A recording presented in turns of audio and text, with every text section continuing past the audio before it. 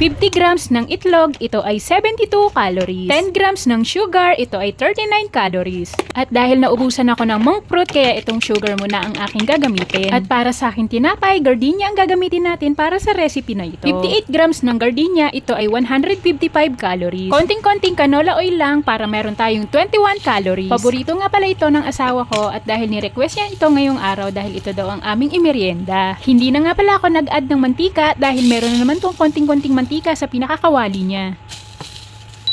At ayan, ito na nga pala yung aking naluto. At syempre, hindi mawawala dito ang ating kape. Para sa aming pure black coffee na walang asukal at creamer, ito ay 2 calories lamang bawat isang baso. Bali nakasanayan na namin to yung ganitong klaseng kape.